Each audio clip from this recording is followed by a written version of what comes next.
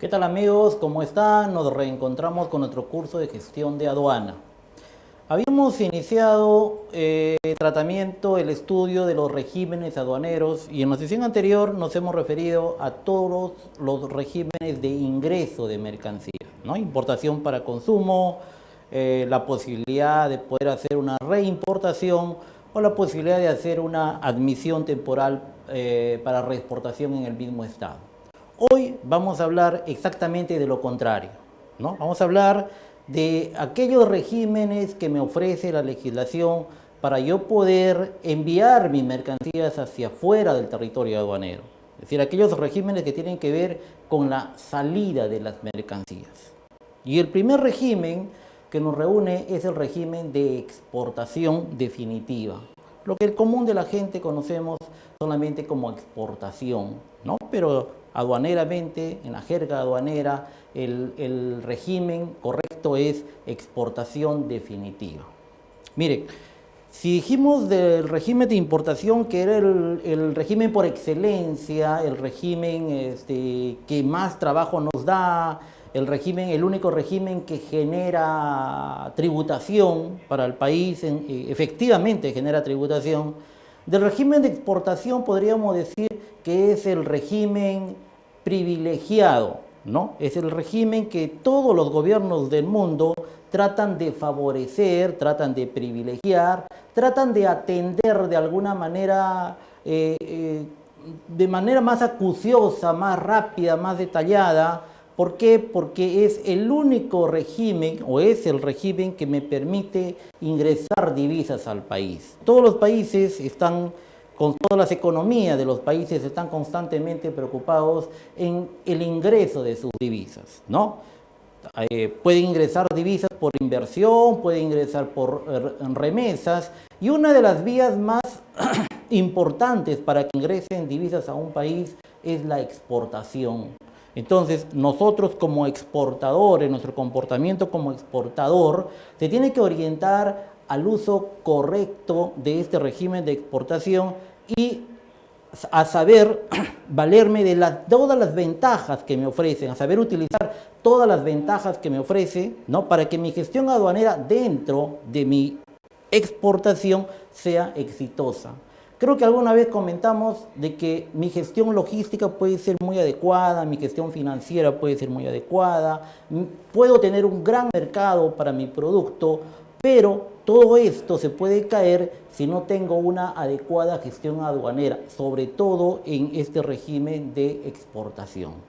Entonces, este régimen de exportación está asociado a la salida de mercancías para consumo definitivo. Es decir, estamos hablando de mercancías que van a salir del territorio aduanero para, en teoría, para nunca más regresar. Se van a consumir fuera del territorio aduanero. Entonces, en esencia, esa es la naturaleza de un régimen de exportación definitiva.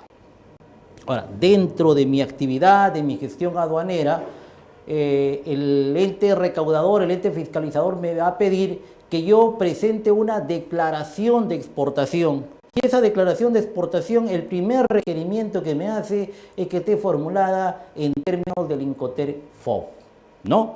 Sobre esto se ha comentado bastante hace algunos años, ¿no? Porque a veces se hacen ventas, a veces se hacen negociaciones en otros Incoterm que son distintos al FOB, ¿no? A veces se vende en FAS, se vende en EDGOR, y terminaba siendo, ¿no? Creando una duda existencial de si estas ventas en EDGOR o en FAS también resultaban siendo una exportación, y yo podía llamarme exportador y podría tener los beneficios, los tratamientos de un exportador. Esto felizmente ya se aclaró hace un par de años, ¿no?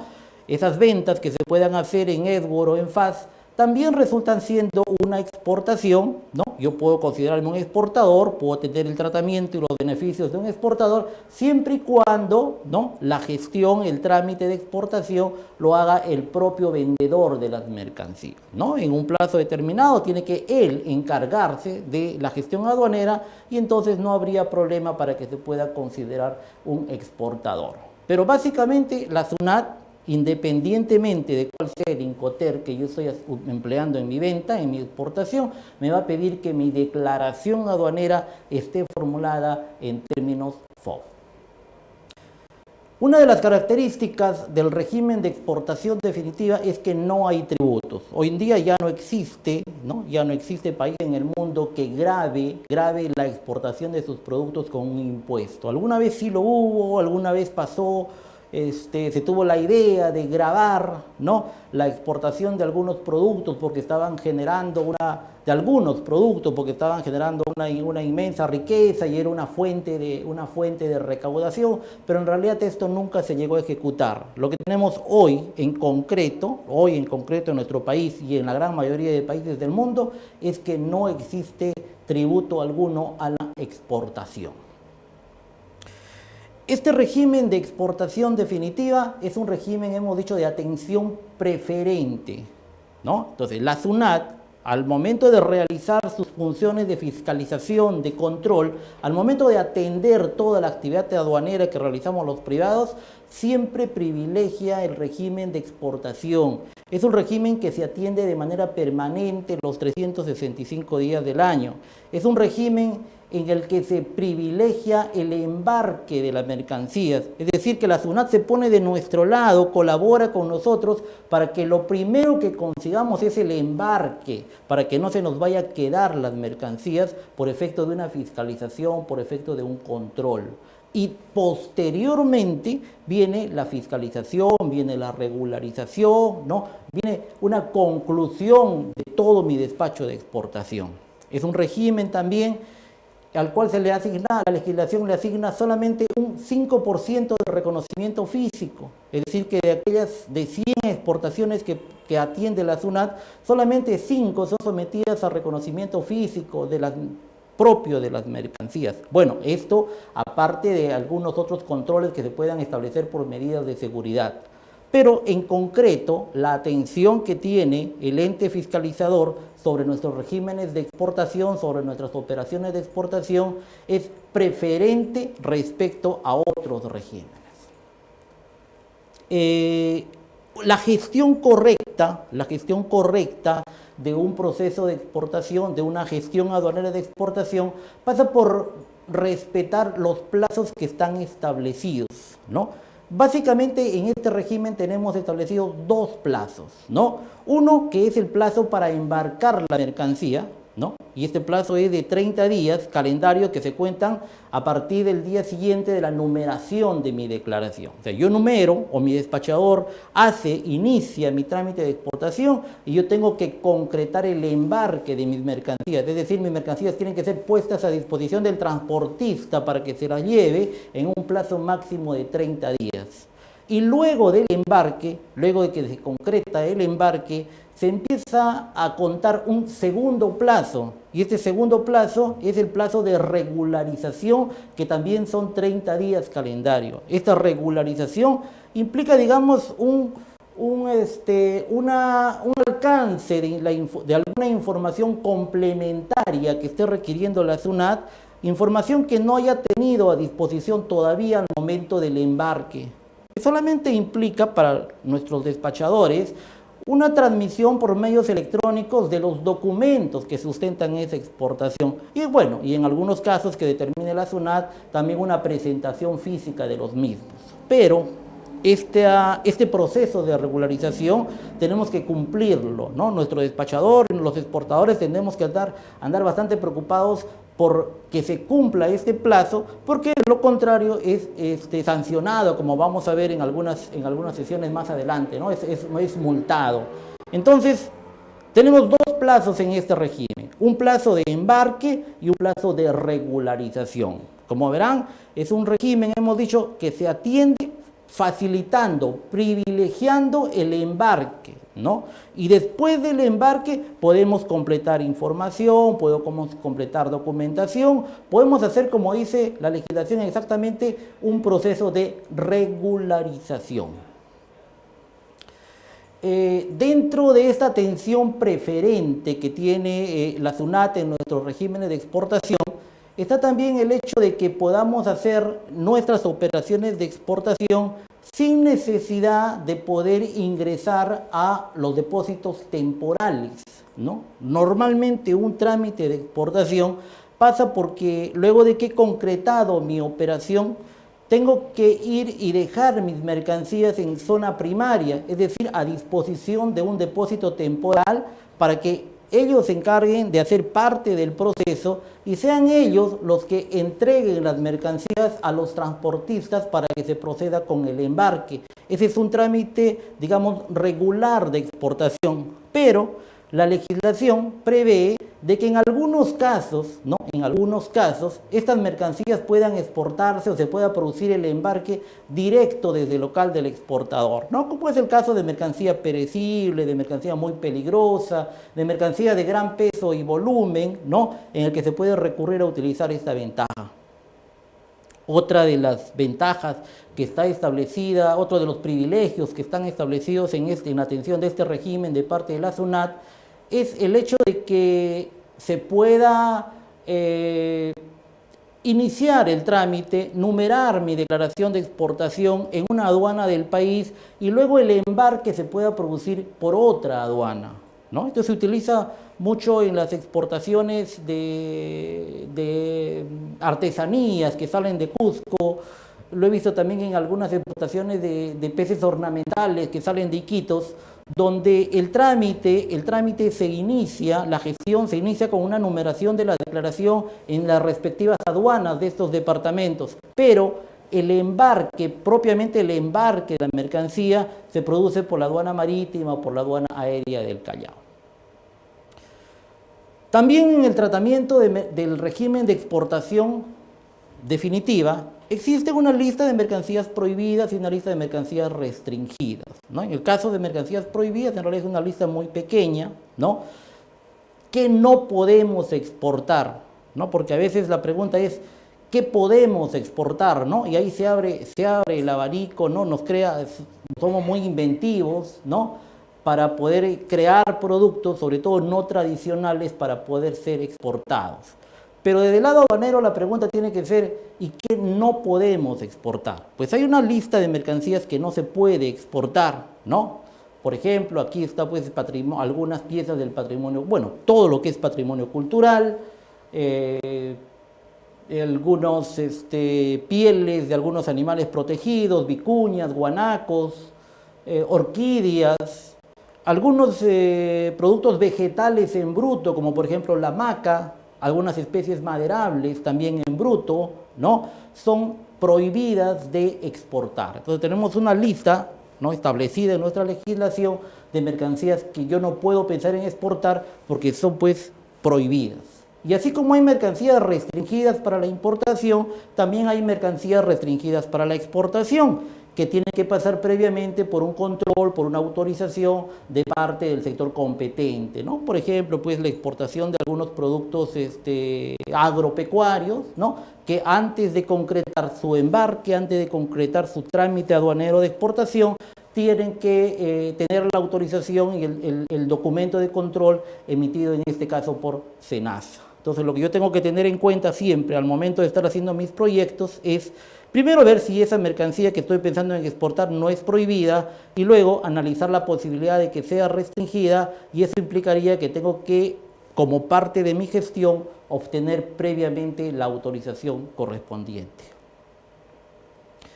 Es importante también mencionar en el caso de la exportación que mi operación no queda concluida, ¿no? Porque a veces sucede como exportadores que embarcamos y nos olvidamos del asunto, ¿no? Ya nos preocupa solamente que nos paguen, terminamos la operación y nos olvidamos de que hay asuntos pendientes para que realmente mi proceso de exportación, mi gestión de exportación haya concluido. Uno de ellos es el tema de la regularización. Una vez de que yo embarco, tengo pendiente todavía, ¿no?, un asunto de trámite, tengo pendiente una regularización de mi exportación. Pero también tengo pendiente el que yo tenga que averiguar si es que es posible que pueda obtener o que me corresponda algunos beneficios tributarios como exportador que están establecidos en nuestra legislación. Y de esto hablaremos más adelante en los regímenes de perfeccionamiento, pero con carácter informativo, como exportador, a mí me corresponde hasta 2 beneficios. que yo tengo que investigar para ver si puedo recuperar algunos de mis gastos y para mí pueden significar un ingreso, ¿no?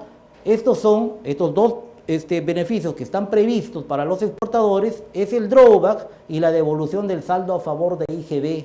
Entonces, como les digo, una gestión de exportación no concluye únicamente con el embarque. Tengo que ser muy cuidadoso en el tema de mi regularización, el de mi plazo para mi regularización, porque de lo contrario podría caer en alguna sanción de parte de la SUNAT, y tengo que ser también bastante perspicaz en averiguar si me corresponde algunos de los beneficios tributarios previstos para exportadores. Bueno, hay un segundo, dentro de estos regímenes de exportación, hay un segundo régimen, ¿no?